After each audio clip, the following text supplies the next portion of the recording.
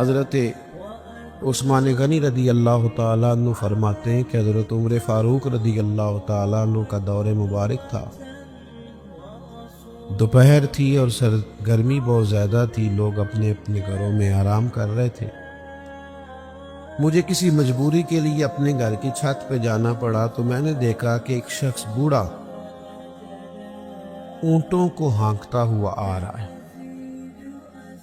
میرے ذہن میں خیال آیا کہ یار ساری دنیا دوپہر کو سو رہی ہے، شدت کی دھوپ ہے، آپ بھی سو جاتے، عصر کے وقت آپ اونٹوں کو چلا لیتے۔ یہ کون ہے جو اس وقت بھی؟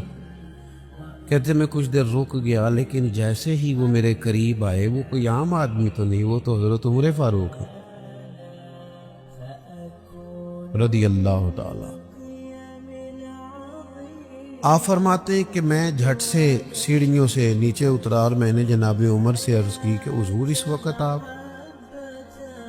فرمانے لگے یہ مال غنیمت کے 2 اونٹ بھاگ گئے تھے، انہیں پکڑنے گیا تھا۔ میں نے عرض کی حضور کسی غلام سے کہہ دیتے۔ فرمانے لگے مسلمانوں کے مال کی حفاظت کی ذمہ داری میری ہے، غلام کی تو نہیں تھا۔ اب ایک مقصد ہے نا کہ میں نے ایک ڈیوٹی کرنی ہے، میں نے خدمت کرنی ہے۔ میں طالب علموں سے کہتا ہوں، علماء سے نہیں، طلباء سے میں کہتا ہوں آپ سارا دن کیوں شکوہ کرتے ہیں؟ آپ کمیٹی کی مسجد سمجھ کے اس کی خدمت نہ کریں، اللہ کا گھر سمجھ کے کریں۔ مسجد کمیٹی کی نہیں ہوتی، مسجد اللہ تعالیٰ کا گھر ہوتی۔ اللہ کا گھر جان کر آپ اس کی خدمت کریں گے تو آسانی ملے گی۔ میری بات پر توجہ کریں جی، بیٹھ جاؤ بیٹا، اللہ آپ کو خوش رکھے۔ تو اپنی زندگی میں با مقصد کام جب ہم کرتے ہیں تو پھر تھوڑی سی سکون محسوس کرتے ہیں۔ اسی طرح سے نبی کریم علیہ السلام کا ایک تو یہ فرمان ہمیں مقصد بتاتا ہے۔ ایک دوسری بات سنو، حضور علیہ السلام نے فرمایا، اچھا میں یہ سمجھتا ہوں کہ نبی پاک علیہ السلام کی اس ایک حدیث پر عمل کر لیا نہ جائے نا، جو ہم سب کو آتی بھی ہے،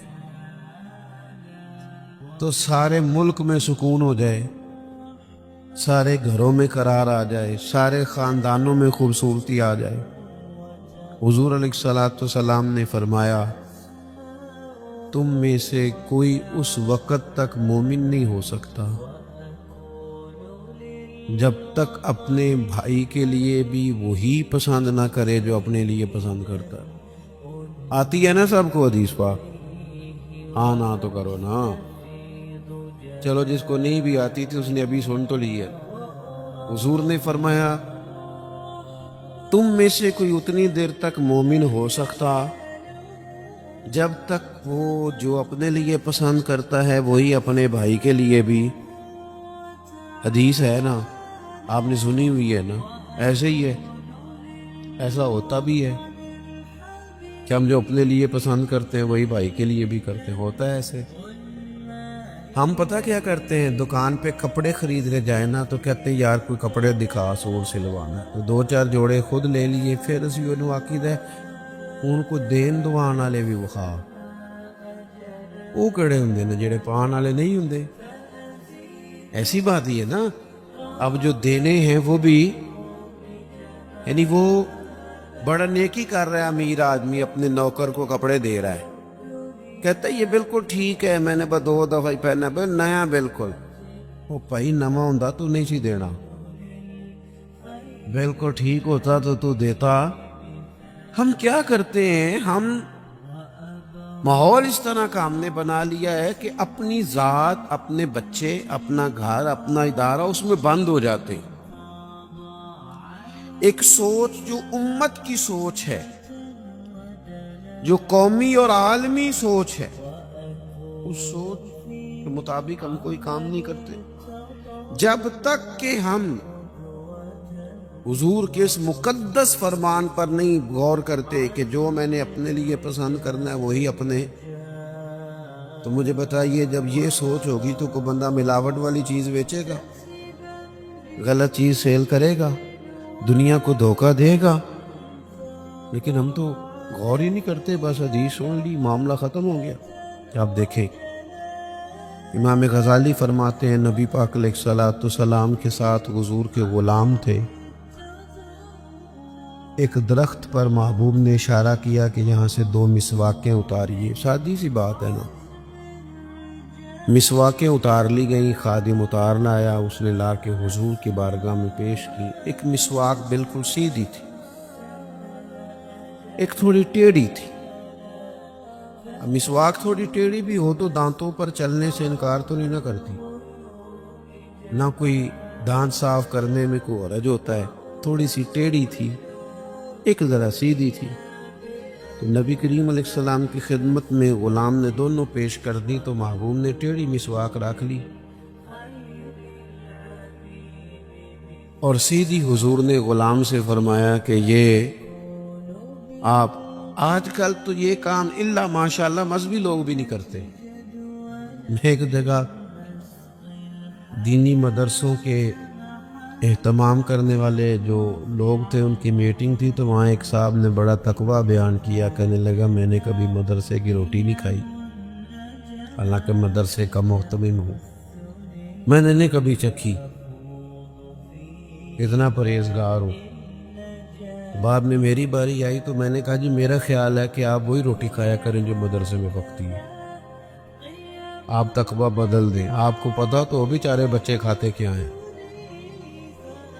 جو کچھ کمیٹی کے صدر کے گھر پکتا ہے اور جو محتمم کے گھر پکتا ہے اسے غور کرنی چاہیے کہ طلباء کو بھی وہی دے رہا ہے، ان کے ساتھ بھی رویہ وہی ہے۔ کیوں نہیں ان چیزوں کو سمجھتے کہ ہمیں نبی پاک علیہ السلام نے کن مقاصد حیات سے آگاہ کیا؟ اللہ کے حبیب علیہ السلام نے فرمایا ٹیڑھی مسواک مجھے دے دو، عرض کی حضور میرے ماں باپ قربان ہو، میری روح میری جان قربان ہو، آپ سیدھی رکھیں۔ حضور نے فرمایا نا بھئی میں نے خود ہی تو امت کو قانون دیا ہے کہ مومن وہ ہے جو اپنے لیے پسند کرے وہی اپنے بھائی کے لیے بھی پسند کرے۔ اخلاقاً ایک بات اپنے دل سے پوچھیں، میں اپنے آپ سے پوچھوں، کیا ہمارا بہو کے بارے میں بھی وہی ذہن ہے جو بیٹی کے بارے میں؟ وہ ساری گنجائشیں، وہ ساری معافیاں جو بیٹی کو ملتی ہیں، اور نہیں ابھی بچی ہے تو نہیں ابھی چھوٹی ہے تو نہیں ہم نے ابھی کام کرائے نہیں تو نہیں ابھی مطلب اس پر کوئی بوجھ ڈالا نہیں تھا تو نہیں ذرا یہاں ماحول اور تھا، یہ جتنی کہانیاں بیٹی کی میں یاد ہوتی ہیں۔ مومن تو وہ ہے نا جو اپنے لیے پسند کرے وہی اپنے، تو یہ ساری کہانیاں بہو کے حق میں کیوں نہیں یاد آتی؟ یہ کیوں نہیں یاد آتی؟ یہ جو ہم اپنے داماد کو مشورہ دے رہے ہوتے ہیں کہ چل پتر غصہ نہ کر، آہستہ آہستہ ٹھیک ہو جائے گی، تو یہ بھلا مشورہ اپنے بیٹے کو کیوں نہیں دیتے بہو کے حق میں؟ خدا کے بندو، جب مومن کے اعلیٰ اخلاق ہوتے، اس کے مقاصد حیات بڑے ہوتے، وہ چھوٹی چھوٹی کچی کچی کمزور باتیں نہیں کرتا، خود غرض زندگی نہیں گزارتا، اس کا یہ سٹیٹس ہی نہیں ہوتا کہ بس اپنی ذات سے شروع ہو اور اپنی ذات پر وہ ختم ہو جائے۔ وہ بڑی باتیں کرتا ہے، بڑے خیالات کا مالک ہوتا ہے، بڑے حوصلے ہوتے ہیں اس کا ظرف بڑا ہوتا ہے، اس کی سوچ بڑی ہوتی ہے، اس کا مزاج بڑا ہوتا ہے۔ تو اپنی زندگی کے اندر حضرت بایزید بسطامی رحمۃ اللہ علیہ کا ایک یہودی پڑوسی تھا اور مخالف بھی بڑا تھا، ساری زندگی اس نے حضرت بایزید کی مخالفت کی۔ کچھ لوگوں کو پتہ ہوتا ہے کہ جس کی میں مخالفت کر رہا ہوں بندہ ٹھیک ہے، پر اندر کے حسد کا کیا کچھ نہیں جا سکتا، ساری زندگی حسد کرتے اس نے بھی کیا اور بڑی غلط باتیں پھیلائیں۔ اس سے کوئی غلطی ہو گئی، اس یہودی سے جو یہودیوں کا عالم تھا، اس سے کوئی غلطی ہو گئی، یہودی اس سے ناراض ہو گئے، حالات اس کے خراب ہو گئے، اتنا غریب ہو گیا کہ وہ چراغ جلانے کو بھی پیسے کوئی نہیں، بچہ تھا چھوٹا سا، وہ اندھیرے میں ڈرتا تھا، روتا تھا۔ حضرت بایزید بستامی گھر آئے تو اپنی گھر والی سے پوچھنے لگے، کل بھی میں نے نوٹ کیا یہ بچہ روتا ہے، آج بھی نوٹ کیا۔ تو کہنے لگی، وہ جو گھر والوں سے پوچھا جو بھی گھر میں موجود تھا، انہوں نے کہا جناب وہ غربت ہے، آپ کو پتہ ہے اس کے حالات بڑے کمزور ہو گئے ہیں، تو بچہ اندھیرے سے ڈرتا ہے، چراغ جلانے کو تیل کوئی نہیں، پیسے کوئی نہیں، دشمن ہے، ساری زندگی مخالفت کی۔ حضرت بایزید نے چراغ میں بتی بھی ڈالی، تیل بھی ڈالا، اس کے دروازے پہ دستک دی۔ وہ یہودی باہر آیا، آ کر کے آپ کی طرف دیکھا تو آپ نے نا اس کے بولنے سے پہلے فرمایا کہ پوری گلی اور چوک دیکھ لے، بندہ کوئی دیکھ نہیں رہا، اور تو مجھے جانتا ہے میں جھوٹ نہیں بولتا، میں بتاؤں گا بھی کسی کو نہیں، یہ تو چراغ رکھ لے تاکہ تیرا بچہ سو جائے، آرام سے وہ لیٹ جائے، میں کسی سے ذکر نہیں کروں گا، تیرا میرا راز رہے گا، اور میں نے رات کو میں آیا ہوں، دیکھ بھی کوئی نہیں رہا۔ وہ یہودی کہتا ہے بولنے کی طاقت ہی کوئی نہ رہی، ہم تو دشمن کو بھی پاکیزہ سزا دیتے ہیں، ہم تو دشمن کو بھی پاکیزہ سزا دیتے ہیں۔ وہ اندر چلا گیا چراغ لے کے، رات پر بچہ سویا رہا۔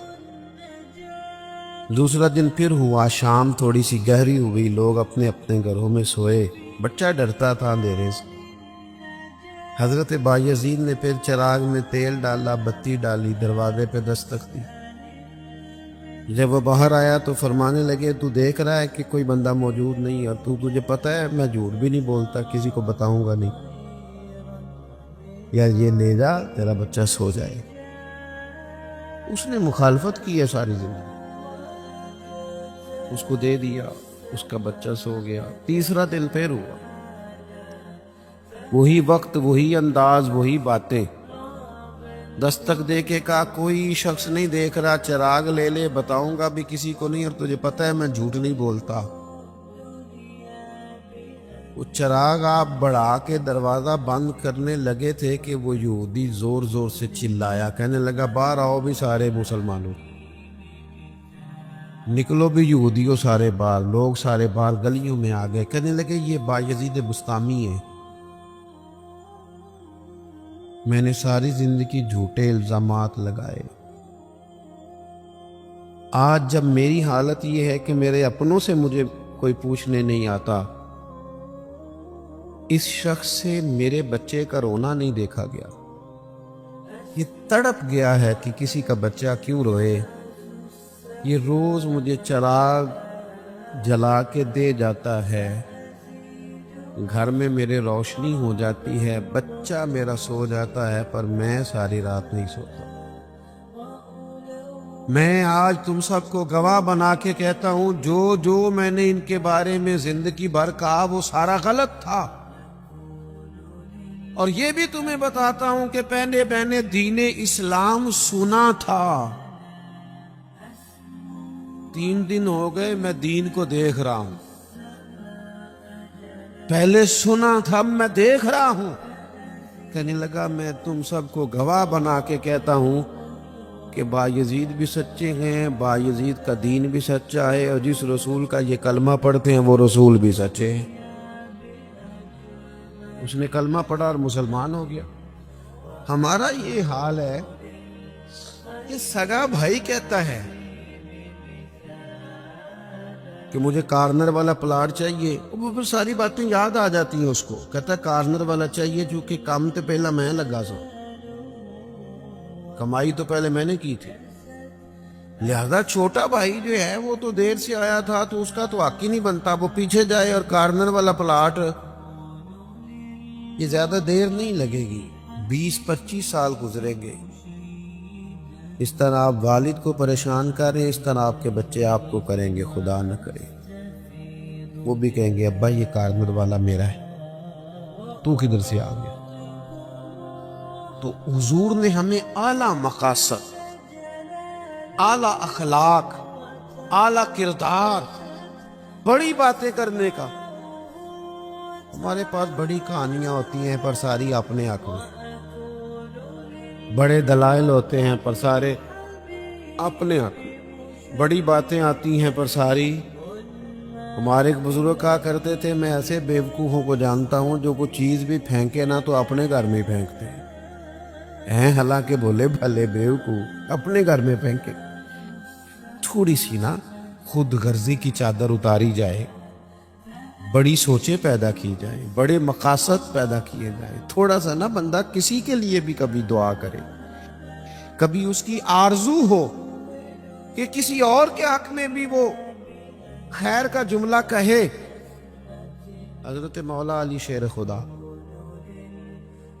کرم اللہ تعالی وجہ الکریم، میں نے یہ دیکھا ہے کہ جو بندے جس کے بچے روز 4,000 کے برگر کھا جاتے ہیں نا، اس کا ملازم اگر کہہ دینا کہ جناب اس دفعہ نا میرے لیے کچھ مشکل آ گئی ہے، کوئی 5,000 ایڈوانس چاہیے،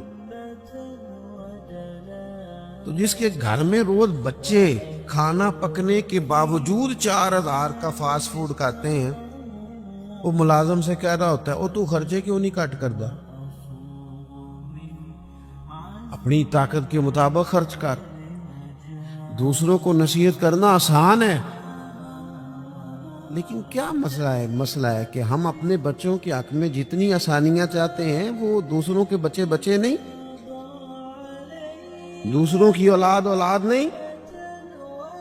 دوسرے کے گھر میں روشنی ہوگی تو ہم کیا سمجھتے ہیں کہ دنیا سے روشنی کم ہو جائے گی؟ کبھی بھی نور بانٹنے سے نور کم نہیں ہوتا۔ ایک شمع سے ہزاروں دیے بھی جل جائیں تو پہلی والی کی روشنی میں کبھی کمی نہیں آتی۔ اس لیے چھوٹی سوچوں سے باہر نکلا جائے، بڑی مضبوط مستحکم یہ سوچیں زندگی میں پیدا کی جائے۔ اگر ہم محدود زندگی گزاریں گے تو پھر ٹھیک ہے، اپنی ذات سے بات شروع ہوتی ہے، اپنی ذات پہ ختم ہو جاتی، اور یہ اس ملک میں یہ باقاعدہ پرموٹ کی گئی ہیں چیزیں، پرموٹ۔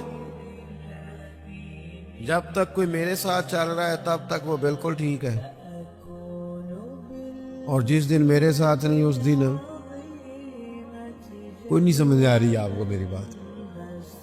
ہمیں ساری دنیا کو بھی بدنام کرنا پڑے تو ہم نے ہر اس شخص پر الزام لگانا ہے جو میرے خلاف ہے۔ ایسا نہ کریں، آپ ان چیزوں سے تھوڑا باہر نکلیں، اور یہ سارے ہی کام کرتے ہیں، کسی ایک کا نہیں مسئلہ، سب سیاسی، سماجی، فلاحی، الا ماشاءاللہ مذہبی، جو میرے ساتھ ہے وہ ٹھیک ہے، جو میرے ساتھ نہیں بندہ ہی ٹھیک نہیں، سرے سے بات ہی ختم ہو گئی۔ او خدا کے بندو، یہ دعویٰ صرف نبیوں کو سجتا ہے، صرف رسولوں کو سجتا ہے، باقی کوئی شخص یہ دعویٰ کرے تو دعویٰ اس کا 100% غلط۔ تو اپنی زندگی کے اندر ان باتوں پر ضرور غور کرے کہ اعلیٰ حضرت مولا علی شیر خدا کرم اللہ تعالی وجہ الکریم گھر سے نکلے، اپنے غلام سے کہنے لگے آ ذرا خریداری کرنے چلے، بازار تشریف لے گئے، وہاں سے نا 2 سوٹ خریدے، ایک ذرا کم قیمت کا تھا، ایک ذرا زیادہ قیمت کا تھا۔ اب وہ خرید کے دونوں تھیلے میں ڈال لیے۔ آپ کا خادم کہتا ہے میں سمجھ گیا، جو مہنگا ہے وہ آقا کا ہے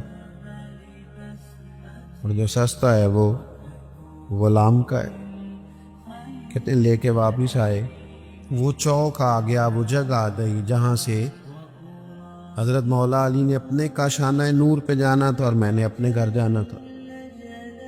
کہتے ہیں حضرت مولا کائنات فرمانے لگے ذرا میرے والا جوڑا مجھے دینا۔ کہتے میں نے وہ مہنگا والا نکال کے حضرت علی کو پیش کیا تو فرمانے لگے یہ نہیں میرا، میرا تو وہ دوسرا ہے۔ مجھے بتائیں کہ روب کپڑوں کا ہوتا ہے کہ کردار کا؟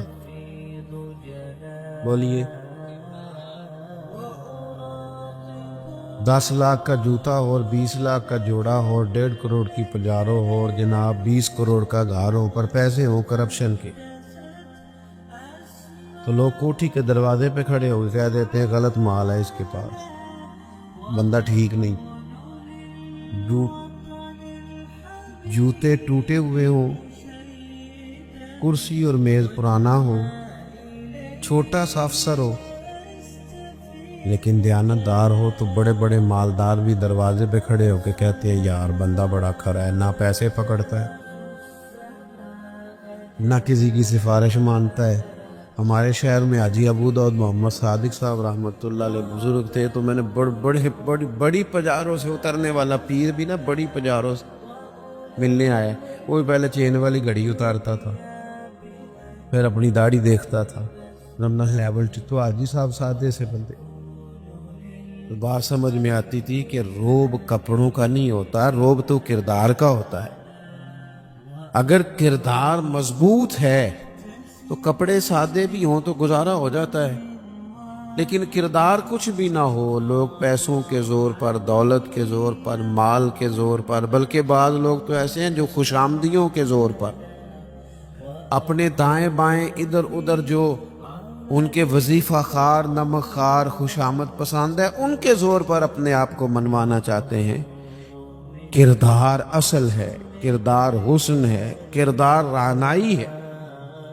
آپ ہمیشہ تب بڑے ہوں گے جب آپ کے اخلاق میں، معاملات میں، لین دین میں صفائی ہوگی، پھر لوگ آپ کو بڑا جانیں گے۔ حضرت مولا علی شیر خدا کرم اللہ تعالی وجہہ الکریم، اس سے کہا یہ نہیں میرا تو دوسرا ہے۔ تو کہا ٹھیک ہے جناب دوسرا ہے، تو حضور آپ آقا ہیں، آپ کا کیسے دوسرا ہے، آپ کا تو یہ ہے۔ حضرت علی کہنے لگے نہیں وہ جو سستا، میری بات کی سمجھ آ رہی ہے آپ کو، وہ جو سستا جوڑا ہے نا وہ مجھے دو۔ تو اس نے نا ایک دلیل پیش کی، آپ کے غلام نے، کہنے لگا حضور آپ نا مہنگے والا رکھیں، کیوں؟ آپ آقا ہیں، اور میں سستا پہنتا ہوں کیونکہ میں غلام ہوں۔ تو حضرت علی کہنے لگے دلیل ہی قائم کرنی ہے نا تو میرے والی کر لے، تو مجھے سستا دے دینا کیونکہ میں بوڑھا ہوں، اور تو مہنگا پہن لے چونکہ تو جوان ہے۔ اگر کسی دلیل کی بنیاد پر ہی لباس پہننا ہے تو چلو اس طرح کرو، یہ والی دلیل قائم کر لو کہ بوڑھوں پر سستا بھی چل جاتا ہے، اور جوانوں کے لیے ذرا کپڑے مہنگے ہوں، ذرا اچھے نئے اور ڈیزائنوں کے ہوں تو ذرا جوان خوش ہوتے ہیں۔ تو تھوڑے سے نا بڑا دل ہو، ذرا بڑا ظرف ہو، ذرا حوصلہ بڑا ہو، ذرا سوچ بڑی ہو، ذرا انسان کا معیار بڑا ہو۔ یہی بات بعد میں حضور کے صحابہ میں آئی۔ آپ دیکھ لیں حضرت عمر کو، دیکھیں حضرت عثمان کو، اور خلیفہ اول بلا فصل حضرت ابوبکر صدیق کو، حضرت مولا علی شیر خدا کو، ان لوگوں نے بڑی بڑی باتیں کی، بڑا حوصلہ تھا ان، یہ ہمیشہ انقلابی باتیں۔ حضرت عثمان غنی، ان کا مال آیا پڑا ہے، اب ہمارے ہاں تو لوگ مصنوعی قلت بھی پیدا کر لیتے ہیں، لیکن مال آیا ہوا ہے،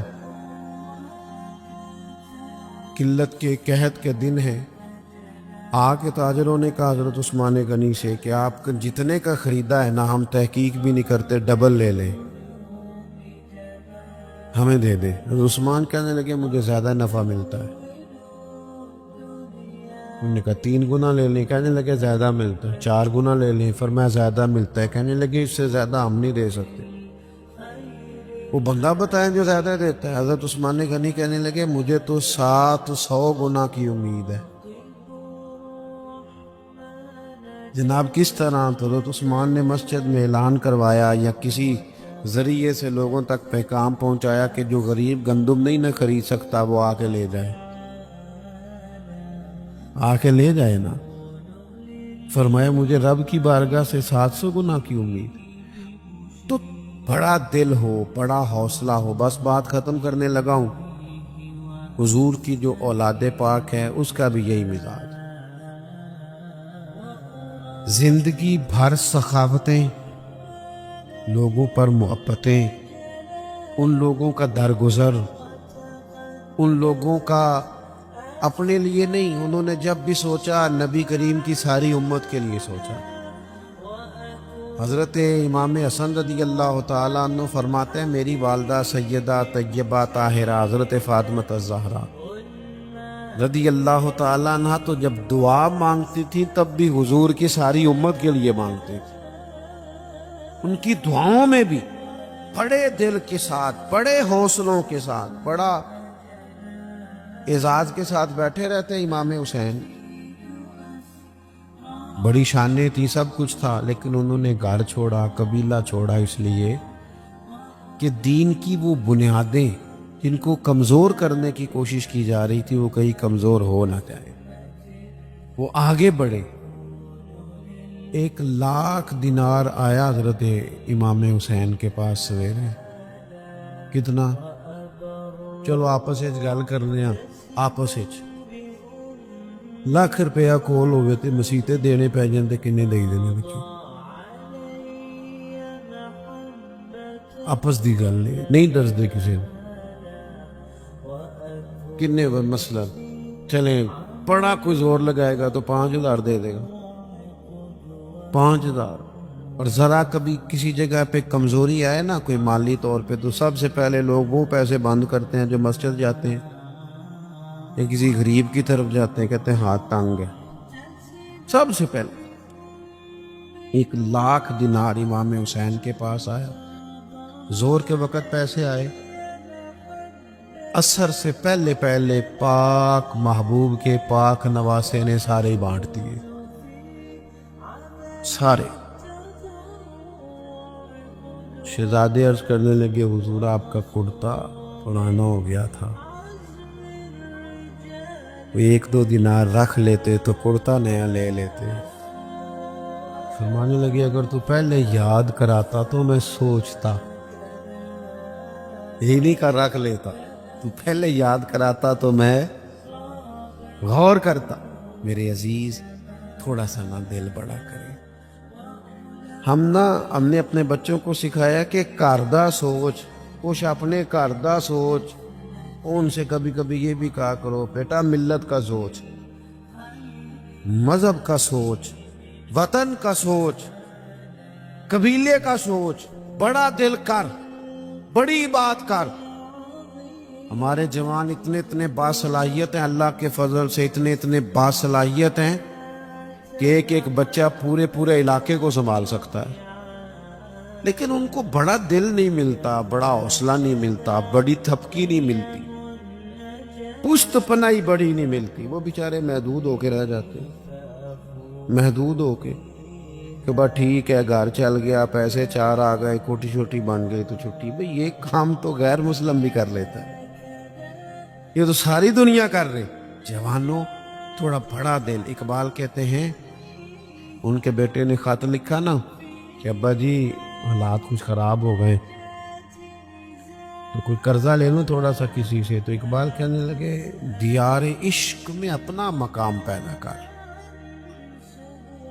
اور نیا زمانہ نئے صبح و شام پیدا کر۔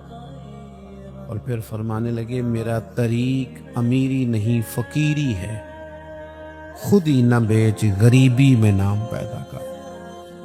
تو آج کی ساری گفتگو کا ماحصل اور لب لباب یہ ہے کہ ہم نے اپنے لیے نہیں صرف جینا، ہم نے دل بھی بڑا رکھنا ہے، ذہن بھی بڑا رکھنا ہے۔ کیا کہا تھا حضرت بلے شاہ نے؟ دنیا آوے دنیا، گلی نہیں، محلہ نہیں، علاقہ نہیں، ملک نہیں، دنیا آوے کھا جاوے